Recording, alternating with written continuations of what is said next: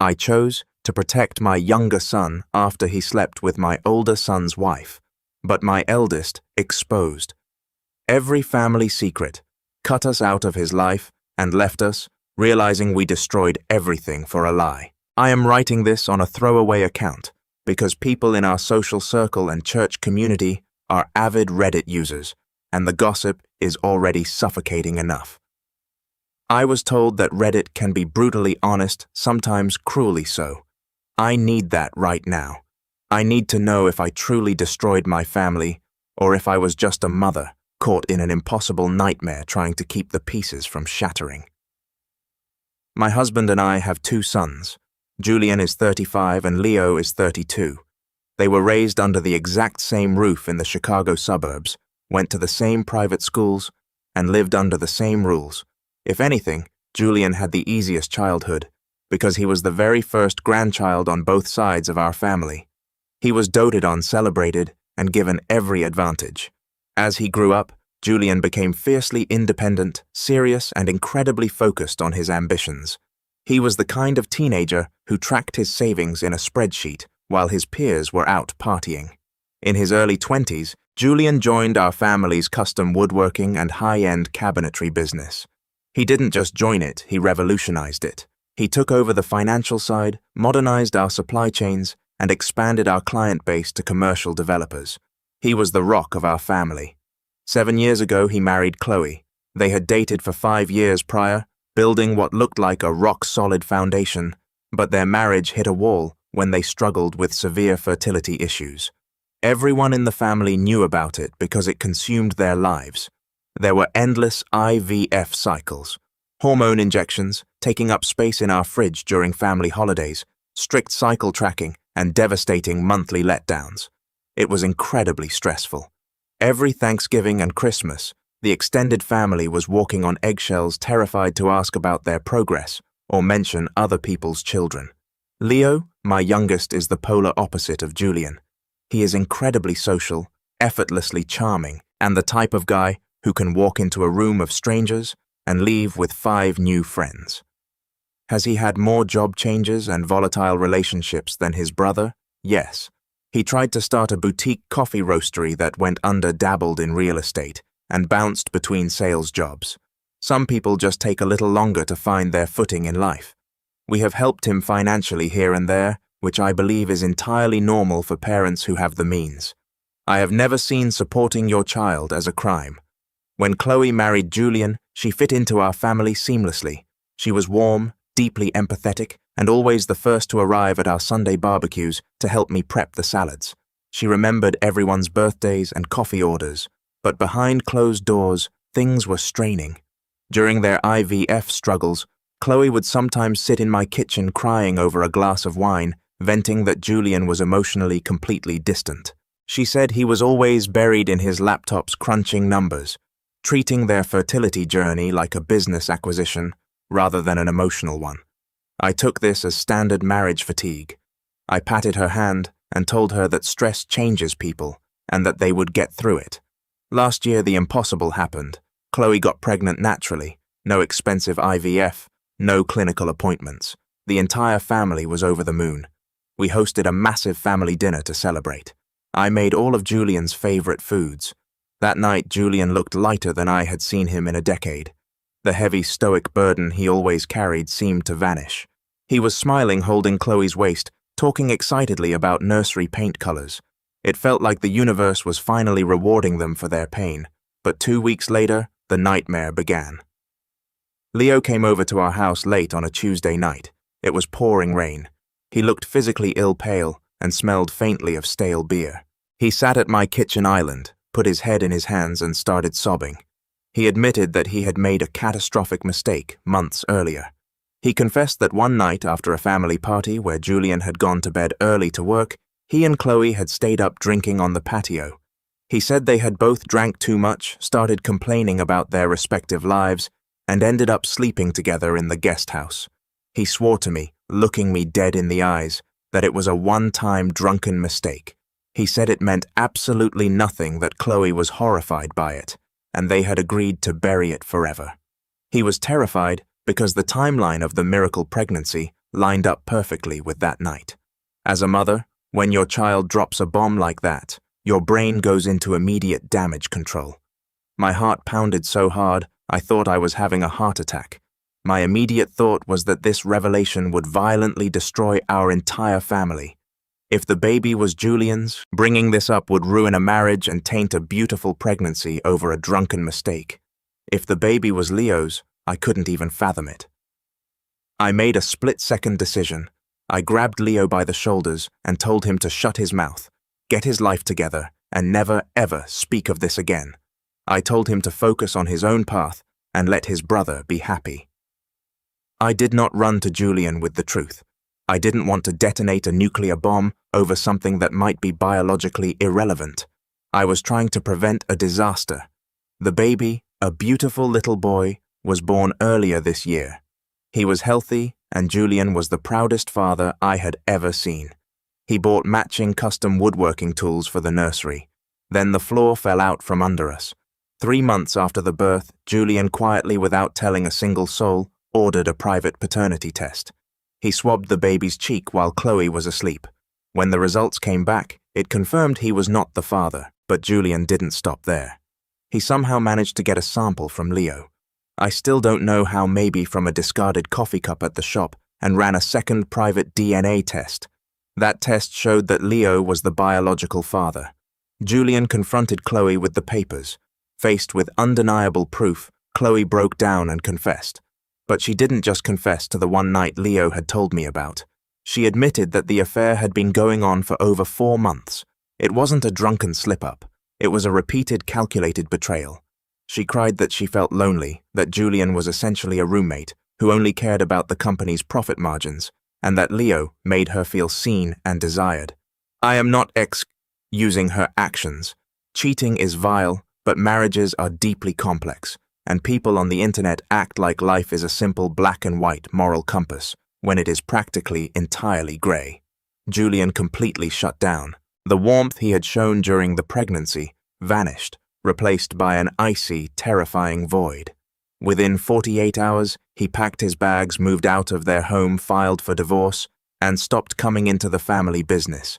He wouldn't answer my calls. He wouldn't answer his father's calls. My husband and I drove to his temporary hotel to try and calm the situation. We sat in his sterile room, and I tried to be the voice of reason. I told Julian that there was now an innocent child, involved a baby, who didn't ask to be born into this mess. He was still our blood, still our family, regardless of the horrific technicalities. I begged Julian to realize that a child is a blessing, however they arrive in this world, and that destroying multiple lives and tearing the family in half would not undo the affair. I told him that 2 brothers going to war over a woman helps absolutely no one, and that Chloe had been a daughter to me for years. To me, these were practical, mature, forward-looking views. I wanted peace. Julian stared at me like I was a stranger. He didn't yell. He didn't cry. He just looked at me with an expression of absolute disgust. He took my plea for peace as the ultimate betrayal. From his perspective, I was sweeping his absolute devastation under the rug to protect his brother. From my perspective, I was trying to stop the complete annihilation of our family unit. The damage was done. Leo already felt suicidal with guilt, and the baby was already here. The absolute breaking point came 3 days later. Julian found out that I had known about the one-time mistake months before the baby was born. He overheard my sister Aunt Susan whispering about it in the hospital waiting room when my husband had a minor health scare. Once Julian realized I had kept that secret, he treated my husband and me like total enemies. 2 weeks ago, Julian sent a massive, meticulously detailed message in our extended family group chat, which includes aunts, uncles, and cousins. It was a brutal, itemized list. He listed every single time he had bailed Leo out financially. He listed the $45,000 he paid to clear Leo's failed business debt, so he wouldn't declare bankruptcy. He listed the time he co-signed Leo's truck refinance, so it wouldn't be repossessed. He listed every holiday he sacrificed to work overtime so the family business could afford my husband's medical treatments. He wrote, "I am done being the stable pack mule this family leans on while you unconditionally forgive the parasite who burns the house down. You care more about your pristine country club image and playing happy family than you do about basic loyalty. You defended a lie, so now you can live with it. Then he left the chat. He blocked my number, his father's number, Leo's number, and every single relative's social media accounts. He changed his email. He completely ghosted us. He is divorcing Chloe, abandoning his nephew's son, and cutting off the parents who gave him life all over this. To me, this feels incredibly extreme. Yes, what happened was a biblical tragedy, but families have survived worse if people are willing to sit down, go to therapy, and work through the pain. Now our entire extended family is fractured. Half the relatives say we should have disowned Leo on the spot and backed Julian unconditionally. The other half quietly agrees with me that an innocent baby changes the math, and that throwing one son into the gutter to prove a point to the other is bad parenting. I am not pretending Leo is perfect. He is reckless and foolish, but he is still my baby boy. I refuse to throw one child away to appease the wrath of another. Julian is acting like my husband and I were the ones who slept with his wife. We didn't cheat. We just tried to keep the family from imploding into a million pieces. At the end of the day, we just want peace. We want some kind of functioning relationship with both of our sons and our new grandchild. Is it really so unforgivable to expect your 5-year-old adult son to be the bigger person when a child's entire future and a family's legacy are on the line? Are we truly the villains he claims we are? Update 1. I genuinely didn't expect my original post to explode the way it did. I sat at my computer reading thousands of comments until 3 a.m., and I will be perfectly honest. You were all absolutely ruthless.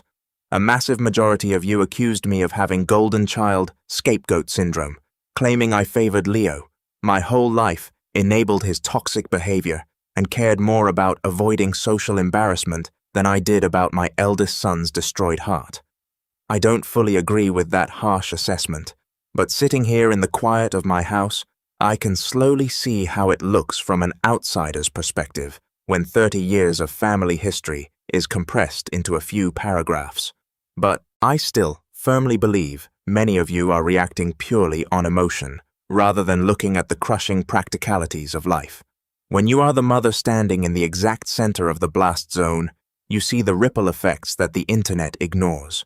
A brutal divorce, an innocent baby who needs diapers and Formula 2 brothers who could violently hurt each other, extended family taking vicious sides, and a multi-million-dollar business deeply tied to our family name.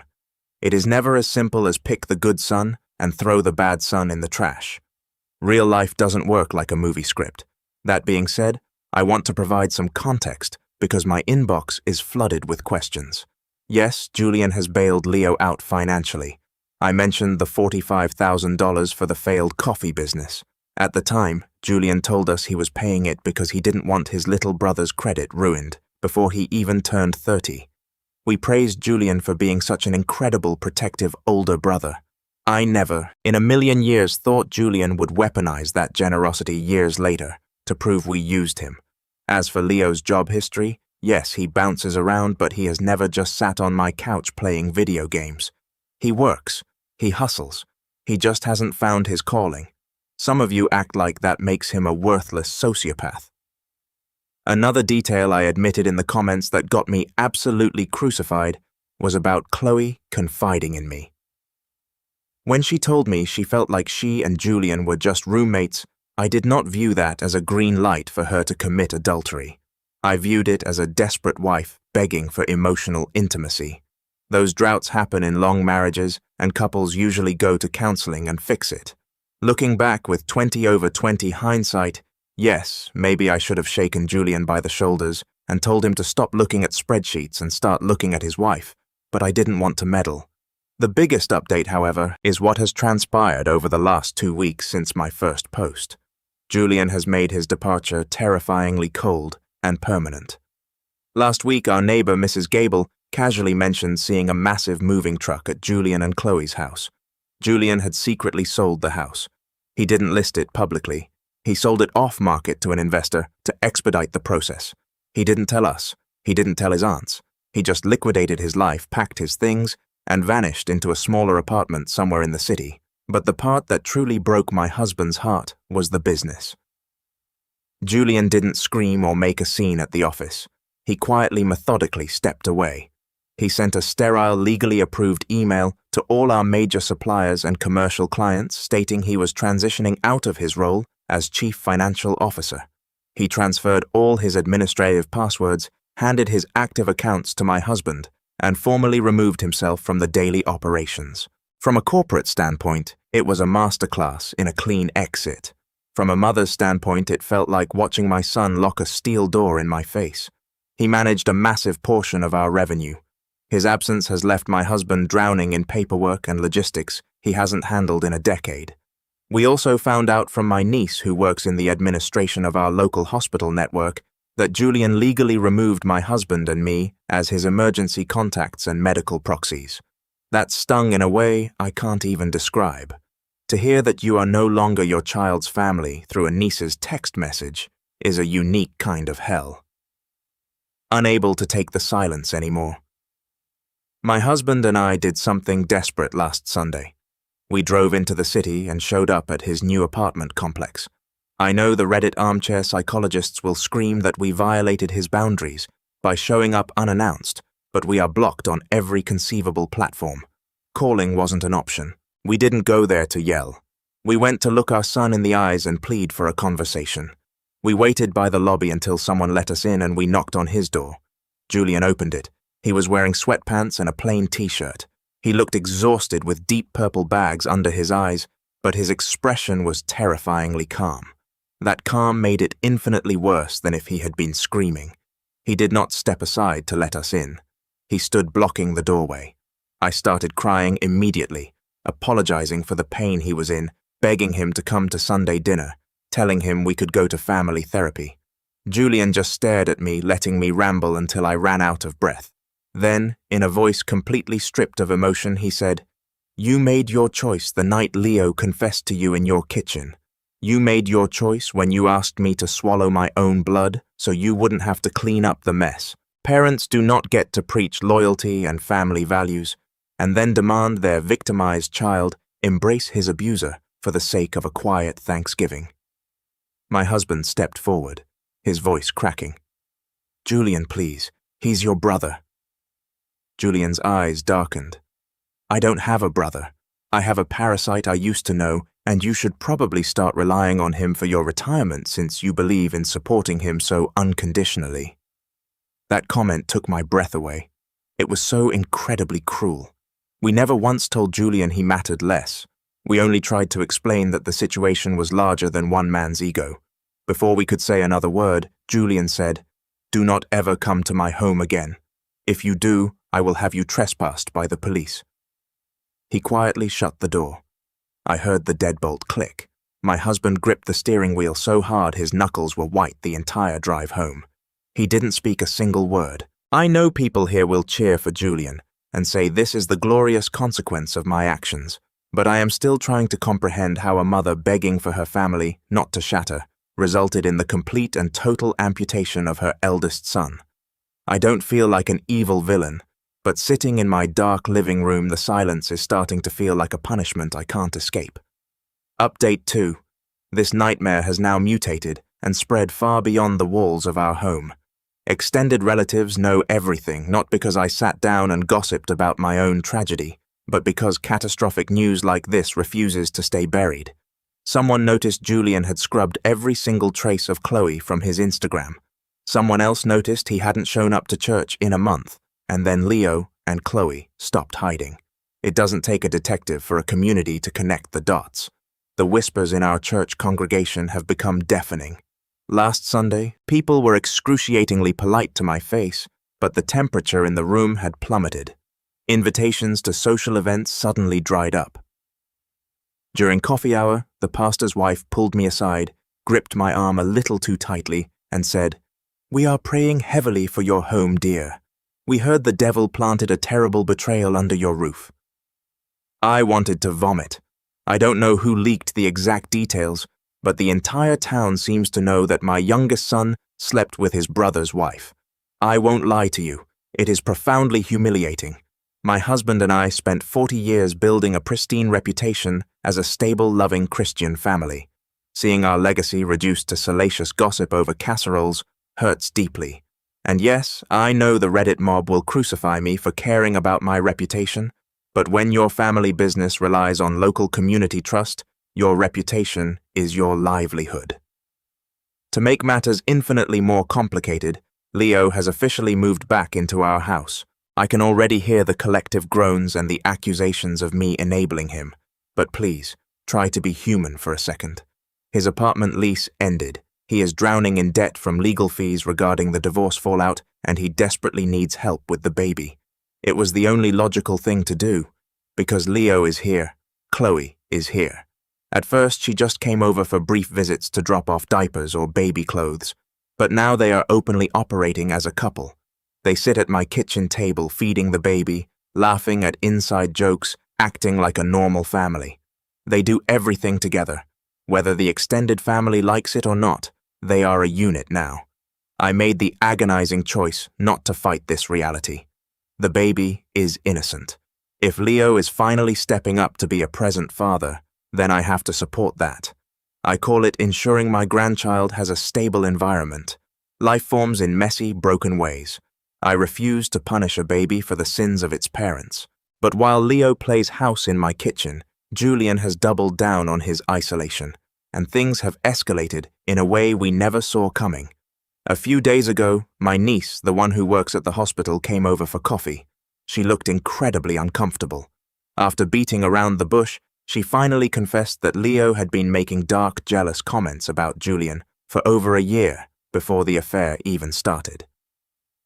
According to her, at a family wedding last summer, Leo had gotten drunk and gone on a bitter rant about being sick of Julian, having the perfect life, the perfect wife, and the perfect bank account. She said Leo joked, "Maybe I should take something of his for once, see how perfect he is then." She framed it as if Leo felt so overshadowed his entire life that he deliberately targeted Chloe to tear Julian down. I immediately shut her down. I told her siblings say stupid, resentful things all the time. I refuse to believe my son plotted a Shakespearean betrayal just to ruin his brother.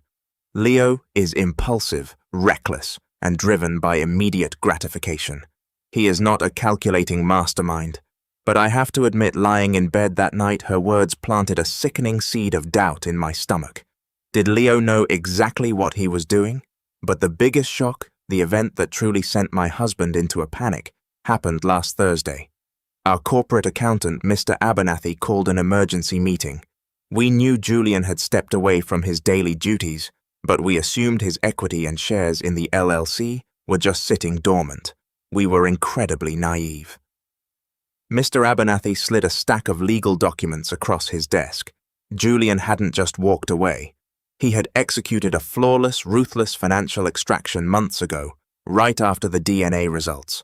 But before he confronted anyone, Julian had quietly restructured his ownership shares. He utilized a loophole in our operating agreement that allowed him to separate his legal ties without requiring our immediate signatures. He completely stripped my husband and me of any decision-making rights tied to his 40% portion of the company. He rerouted his dividends to a blind trust. Worse, he legally altered the family inheritance pathways and revoked our access to a shared emergency family trust that he had been the primary contributor to. It was a financial masterstroke, all legally bulletproof, all executed in total silence. Mr. Abernathy looked at us with pity and said, "He was planning this exit the moment he suspected the baby wasn't his." He insulated himself entirely. That realization hit me like a freight train. I always held out hope that if I just gave Julian enough time to cool off, his anger would subside, he would miss us, and he would come back to the table. But these were not the actions of a grieving man acting on emotion. These were the cold, calculated maneuvers of a man severing a diseased limb to save his own life. My husband broke down in the car on the way home. He slammed his fists against the steering wheel, weeping. He finally admitted what I had been too blind to see. Julian has always been 10 steps ahead. Leo acts first and thinks later. Julian maps out the entire war before he fires a single shot. We drastically underestimated how deeply we broke him. I still believe that completely deleting your parents from your existence is an extreme reaction, but I finally understand that he isn't just angry. He views us as a toxic threat, and he has built an impenetrable fortress to keep us out. Update 3. I almost didn't write this update. Every time I post, my inbox fills with people telling me I deserve every ounce of misery coming my way, or that I am still hopelessly delusional. Maybe I am, but the events of the past month have taken a turn so dark, so violently unexpected, that our entire family is in a state of absolute shock. The short version is this: the beautiful united front that Leo and Chloe were trying to present to the world has violently imploded. For the first few weeks of living in my house, they played the part perfectly. They posted selective aesthetic photos of the baby on Facebook. They talked about buying a townhouse together, but behind closed doors, the cracks appeared fast. It started with petty arguments over money. Leo's legal fees were mounting, and Chloe was constantly complaining about his lack of a steady income. The stress was palpable. Then Leo's old habits resurfaced. He has always been a social butterfly, and being tied down to a cheating divorcee and a newborn in his mother's house started to suffocate him. He started going out to bars with his friends again, coming home late, smelling like smoke. Chloe, being a woman who had already proven she was capable of immense deceit, became insanely paranoid. She started snooping through his phone while he was in the shower. I could hear them having vicious, muffled screaming matches in the guest room at 2 a.m. I stayed entirely out of it. The last time I tried to manage their mess, I lost my eldest son. Then came the legalities. Because Julian had formally contested paternity during the divorce proceedings, Chloe insisted on getting ironclad legal documentation establishing Leo as the father for custody and child support purposes. She claimed it was just standard procedure to protect them from any future legal curveballs from Julian. We all assumed it was just a formality. We already knew Leo was the father based on Julian's second DNA test. 2 weeks ago, the official court-ordered paternity results came in the mail. Leo opened the envelope at my kitchen island. I watched his face drain of all color. He dropped the paper, his hands shaking violently, and stumbled backward until he hit the refrigerator. I picked up the paper. Probability of paternity 0%. Leo is not the father. I am sitting here typing this and my hands are still shaking. After everything that happened, after Julian's heart was ripped to shreds, after my family's legacy was dragged through the mud, after I sacrificed my relationship with my eldest son to protect this miracle baby, the child isn't even my blood. He isn't my grandchild. When Leo cornered Chloe with the paper, she completely shattered. She collapsed onto the kitchen floor, hyperventilating, and the entire sickening truth finally spilled out. There wasn't just one affair. There wasn't just Leo. Chloe had been carrying on multiple affairs simultaneously. She admitted that while she was sleeping with Leo in our guest house, she was also sleeping with a married man named Marcus from her corporate marketing firm. She sobbed that she felt so lost and emotionally starved by Julian's coldness that she sought validation everywhere she could find it. Leo was just convenient. Marcus was the real escape. The baby belongs to Marcus, a man none of us have ever met. Leo's reaction was terrifying. He didn't yell. He just completely broke. He locked himself in his childhood bedroom for 3 days. He didn't eat. He didn't shower. When he finally came out, he looked like a ghost. For the first time in his 32 years of life, the absolute magnitude of his actions had physically crushed him. He kept muttering, "I ruined my brother's life for nothing. I lost Julian for nothing. I know the internet hates him, but watching my son realize he destroyed his own family for a woman who was playing him the entire time was agonizing. But the twist that truly sent me spiraling into a panic attack involves Julian. 3 days after the paternity bomb dropped, my husband received a single short email from Julian. It was the first direct contact we had received in months. It wasn't angry. It wasn't emotional. It was a sterile, clinical statement of facts that made my blood run cold. It read, "I already knew the second private DNA test I ran on Leo's sample came back negative. I knew he wasn't the father months ago, but when I confronted Chloe with the first test, she immediately blamed Leo. She confessed to sleeping with him, thinking that was the only secret I had uncovered. Once I realized she had cheated with my brother and that my brother was perfectly willing to hide it from me, I decided not to correct her. I let her believe the second test pointed to him. I wanted to see exactly how this family would react. I wanted to see if you would defend the truth or if you would defend a lie to keep your precious peace. You chose the lie, you defended a lie, and you demanded I swallow it. I let you make fools of yourselves, defending a legacy that didn't even exist. You sacrificed me for a phantom. Do not ever contact me again. No greeting, no closing signature, just that. I collapsed when I read it. The psychological warfare of it is astounding. Julian knew.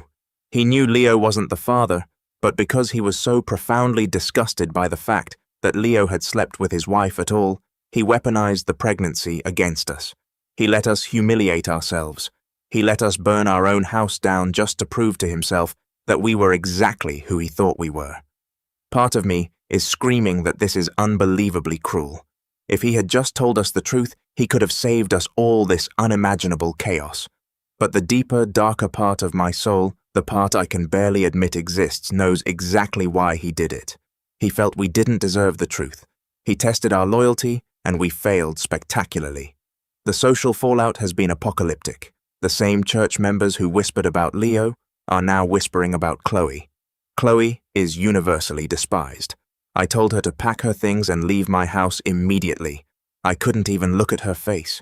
She took the baby, the poor, innocent baby, who has no idea of the storm he was born into, and moved back to her mother's town 4 hours away.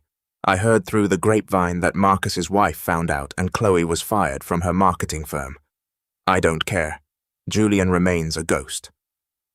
That single email was his closing argument. I keep replaying the last year in my head, obsessively searching for the exact moment I ruined my life. People on Reddit said it was when I prioritized family unity over justice. They were right. I thought I was being the mature matriarch, holding the family together with duct tape and prayers. But the peace I sacrificed my eldest son for was an illusion. It never existed. Meals in my house are dead silent now. My husband just stares at his plate. Leo is a hollow shell of a man. Our family didn't just shrink, it rotted from the inside out. Final update. I never thought I would be writing a final update, but there is nothing left to hope for. The door isn't just closed. It has been bricked over, cemented and buried. Many commenters predicted that Julian would vanish permanently and build a new life far away from us.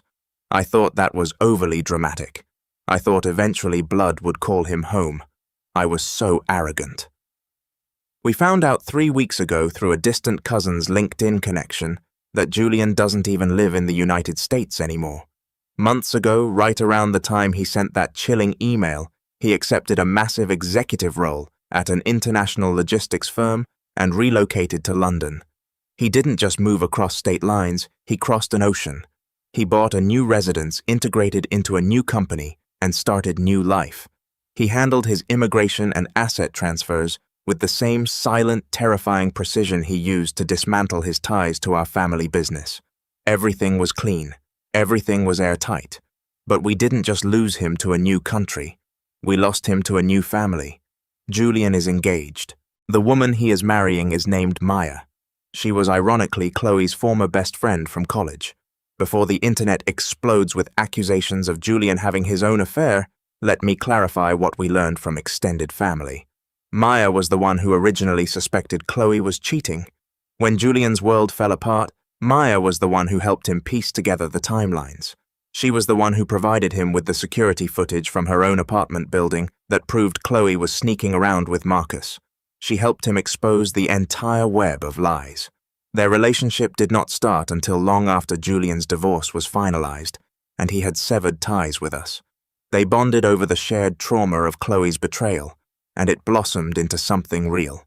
Whether you find that poetic strange or beautiful is up to you. I just know that she stood by him when his own mother didn't. But the final crushing blow, the one that finally broke my spirit completely, came last Tuesday. We saw it the exact same way the rest of the world saw it through a screenshot of an Instagram post sent to us by a relative. It was a picture of Julian and Maya standing on a balcony overlooking the London skyline. Maya is visibly pregnant. The caption was simple, understated, and quintessentially Julian, building a new legacy, a quiet, loyal life, baby boy, arriving this winter. I stared at my phone until the screen went black. I didn't cry. I think I am entirely out of tears. The realization that my eldest son is having his first true biological child, my actual grandson, and I will never ever get to hold him, smell his head, or buy him wooden toys, is a grief so profound it feels like a physical weight on my chest. A week after the social media post circulated, my husband's inbox pinged. It was an email from Julian. The timestamp indicated it was a scheduled send, likely written weeks prior. It wasn't a letter of rage. It was a letter of absolute, terrifying closure. I am writing this so you stop asking the extended family about my whereabouts. I do not carry active anger toward you anymore. The rage burned out a long time ago.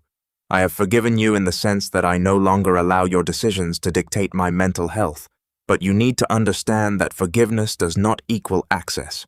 The trust was broken on a molecular level. You showed me exactly what you value, and it is not me. I have learned from this entire ordeal exactly what kind of environment I refuse to raise my son in. I am building a home where loyalty is absolute, where truth is sacred, and where no one is ever asked to embrace their own betrayal for the sake of a quiet Sunday dinner. My son will never have to wonder if he is a second choice. He will never be asked to set himself on fire to keep a parasite warm. Do not look for us. We are at peace. Attached to the email was a single high-resolution 3D ultrasound image of the baby's face. There was no new phone number, no return address, just a final glimpse of the future. I am permanently banned from.